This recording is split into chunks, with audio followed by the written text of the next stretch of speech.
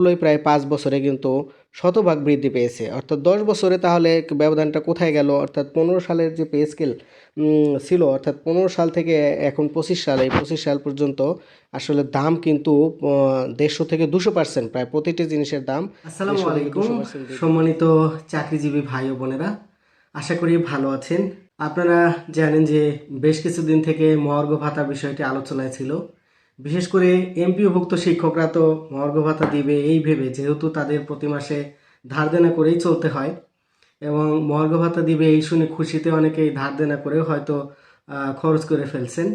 কিন্তু শেষ পর্যন্ত কি দেখা গেল যে মহার্ঘ ভাতার আসলে সুইসাইড হলো আর কি। মহার্ঘ ভাতা শেষ পর্যন্ত সুইসাইড করলো। তো আমরা এই মহার্ঘ ভাতা নিয়ে আসলে কেন সুইসাইড করলো বা বিস্তারিত কথা বলতে বা মহার্ঘ ভাতা কাদের জন্য কেন প্রয়োজন সেই বিষয়ে কথা বলবার আগে মির্জা ফখরুল মহার্ঘ ভাতার বিষয়টি নিয়ে কি বললেন সেটা একটু শুনে আসি। নিঃসন্দেহে আপনার কিছুটা সমস্যা তৈরি করবে। অ্যাট দি সেম টাইম আপনার মহার্ঘ ভাতা তো কিছুটা ইনফ্লেশন বাড়াবে, কিন্তু সাধারণ মানুষের তাদের তো আপনার কোনো আয় বাড়ছে না, এটা একটা সমস্যা। বোঝাতে চেয়েছেন যে সাধারণ মানুষের মহার্ঘ ভাতা দিলে কষ্ট হবে বা মুদ্রাস্ফীতি বৃদ্ধি পাবে। আসলে সাধারণ মানুষ বলতে আসলে উনি হয়তো গরিব দুঃখী বা দিনমজুর বা চা বিক্রেতা বা অটো চালক তাদের কথা হয়তো বলতে চেয়েছেন। কারণ ব্যবসায়ীরা তো এই সেক্টরের মধ্যে পড়বে না, কারণ ব্যবসায়ীরা জিনিসপত্রের যেভাবে দাম বাড়ছে সেই অনুযায়ী কিন্তু তাদের লাভও বৃদ্ধি পেয়েছে। কিন্তু সরকারি চাকরিজীবীদের মধ্যে আসলে গরিব কারা তা আমরা সেটা একটু বোঝার চেষ্টা করি। গরিব বলতে আসলে এখন যাদেরকে বোঝানো হয় যে যারা দিনমজুর শ্রমিক কাজ করে, আসলে কিন্তু প্রকৃত অর্থে তারা গরিব না, তার থেকেও বেশি দরিদ্র হচ্ছে এই যে এমপিওভুক্ত ৫ লক্ষ শিক্ষক রয়েছে, যাদের বেতন ভাতা আসলে সরকার একটা অংশ দেয় আর বাকি অংশটা কিন্তু প্রতিষ্ঠান থেকে ঠিকমতো পায় না, অর্থাৎ তাদের বেতনের অনেক ঘাটতি রয়েছে। এছাড়া সরকারি চাকরিজীবীদের কথাই যদি বলি, তাহলে ১০ থেকে ১১ গ্রেড যারা, তাদের সর্বসাকুল্যে বেতন আসে ৩০,০০০ বা ৩০,০০০-এর কাছাকাছি।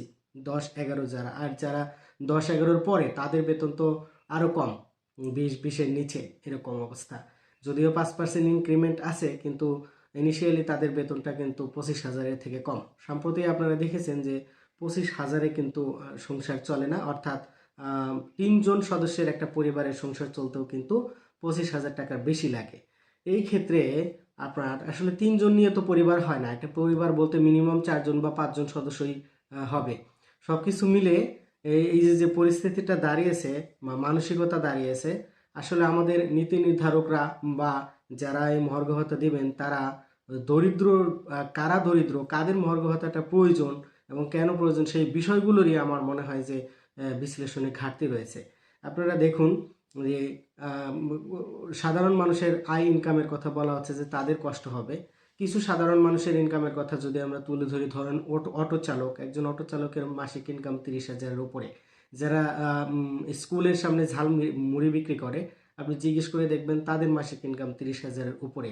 এছাড়া সরকারি চাকরিজীবীদের বেতন বাদ রেখে বাকি সবারই কিন্তু সময়ের সাথে সাথে সাথে সব কিছুরই দাম বৃদ্ধির সাথে সাথে ইনকামটা বৃদ্ধি পেয়েছে। কিন্তু যারা সরকারি চাকরিজীবী তাদের কিন্তু আসলে ওই ৫% ইনক্রিমেন্ট ছাড়া আর কোনো পথ নেই। সুতরাং আমরা এই সরকারি চাকরিজীবীদের বেতন বৃদ্ধি না পাওয়াতে অন্য অন্য জিনিসগুলোর যে দ্রব্যমূল্য বৃদ্ধি পেয়েছে, তাতে কিন্তু তাদের জীবনটা এখন একেবারে অনেক কষ্টের মধ্যে যাচ্ছে। আমরা দেখুন গরিব বলতে এখন আসলে আমাদের কাছে যেটা মনে হয় সব থেকে গরিব রয়েছে এই এই ১১ থেকে ২০ গ্রেড পর্যন্ত চাকরিজীবী যারা, তারাই কিন্তু আসলে সব থেকে বেশি গরিব অবস্থায় রয়েছে, কারণ তাদের বেতন বৃদ্ধি পায় নাই। ৫% যে ইনক্রিমেন্ট হয় ৫%, কিন্তু দ্রব্যমূল্য থেকে শুরু করে বিভিন্ন নিত্য প্রয়োজনীয় জিনিস, আপনার যেমন সাবান, ডিটারজেন্ট, এই জিনিসগুলোর দাম কিন্তু প্রত্যেক ৩ মাস অন্তর অন্তর বৃদ্ধি পেতে পেতে যেই যেই জিনিসটা আপনার ধরেন ২০১৫ সালের পে স্কেল এখন চলছে, তাহলে ২০১৫ সালে ডিটারজেন্ট পাউডারের দাম ধরেন হাফ কেজি সার্ফ এক্সেলের দাম ছিল যেখানে ৭০ টাকা, এখন সেটা ১৪০ টাকা, মানে ১০০%-এরও বেশি কিন্তু বৃদ্ধি পেয়েছে, যেখানে বেতন বৃদ্ধি পায়নি ১ টাকাও। যে ৫% ইনক্রিমেন্ট হয়, সেই ৫% ইনক্রিমেন্ট কিন্তু দ্রব্যমূল্যের থেকে অনেক কম, অর্থাৎ দ্রব্যমূল্য যে হারে বৃদ্ধি পায় ইনক্রিমেন্টের তুলনায় অনেক বেশি বৃদ্ধি পায়, যে কারণে কিন্তু সরকারি চাকরিজীবীরা আসলে এখন অনেক কষ্টের মধ্যে রয়েছেন। এই জন্য পে স্কেল তো 10 বছরে হয়নি এবং মহার্ঘ ভাতা যেটা হবে সেটার মধ্যেও নানা ধরনের বায়না এখানে এসে জড়ো হলো এবং শেষ পর্যন্ত মহার্ঘ ভাতাটা বাদ চলে গেল। আসলে এই মহার্ঘ ভাতা জরুরি, আর যদি মহার্ঘ ভাতা নাই দেওয়া হয় তাহলে একটা পে স্কেল নির্ধারণ করে দেওয়া হোক। পে স্কেল নির্ধারণের পর ইনক্রিমেন্ট আসলে 5% হলে বাজারের সাথে এটা অ্যাডজাস্টেড না, ইনক্রিমেন্ট মিনিমাম হতে হবে 10% বা তার থেকে বেশি। আর মহার্ঘ ভাতাটা যে 30% বা 25% দেওয়া হবে এমনটা শোনা যাচ্ছিল, কিন্তু প্রকৃতপক্ষে মহার্ঘ ভাতার প্রয়োজন হচ্ছে 50%। 50% মহার্ঘ ভাতা দিলে কোনো মতে সরকারি চাকরিজীবীরা অর্থাৎ 11 থেকে বা 10 থেকে 20 গ্রেডের সরকারি চাকরিজীবীরা বেঁচে থাকতে পারবে। বর্তমান অবস্থায় কিন্তু সরকারি চাকরিজীবীদের জীবন একেবারেই মানে একটা কঠিন হিসাব নিকাশের মধ্য দিয়ে যাওয়ার পরেও ধার দেনা করে চলতে হয়। আর এমপিও শিক্ষকদের কথা তো নাই বললাম। এমপিও শিক্ষকদের পরিস্থিতি আসলে এটা বর্ণনার যোগ্য না, অতিরিক্ত মানে অমানবিক পর্যায়ে বর্তমানে রয়েছে এমপিওভুক্ত শিক্ষকরা। তো আমরা আসলে বোঝার চেষ্টা করি, কিছু জিনিসের দাম দিয়ে বোঝার চেষ্টা করি যে আসলে কি পরিমাণ দাম বৃদ্ধি পাইলো। আমরা 5 বছরের দাম সেটা একটু পর্যালোচনা করে দেখি।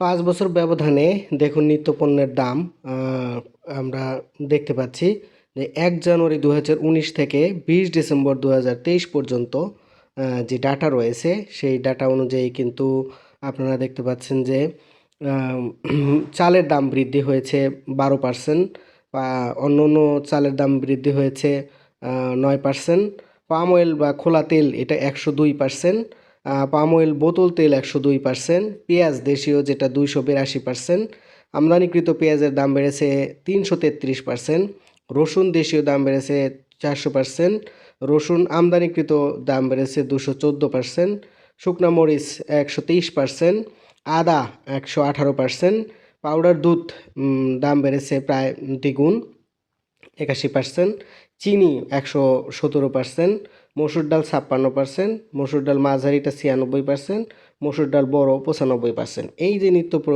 প্রয়োজনীয় দেখেন সবগুলোই প্রায় 5 বছরে কিন্তু শতভাগ বৃদ্ধি পেয়েছে। অর্থাৎ 10 বছরে তাহলে ব্যবধানটা কোথায় গেল? অর্থাৎ 15 সালের যে পে স্কেল ছিল, অর্থাৎ 15 সাল থেকে এখন 25 সাল, এই 25 সাল পর্যন্ত আসলে দাম কিন্তু 150 থেকে 200%, প্রায় প্রতিটি জিনিসের দাম 150 থেকে 200% বৃদ্ধি পেয়েছে। যেখানে চাকরিজীবীদের বেতন ওই 5% ইনক্রিমেন্ট হয়েছে বটে, কিন্তু যারা নতুন বা যারা জয়েন করেছেন সাম্প্রতিক সময় বা 1-2 বছর ধরে চাকরি করতেছেন তাদের কিন্তু আসলে বেতনের সাথে বর্তমান যে লিভিং কস্ট তার সাথে একেবারেই অমিল রয়েছে।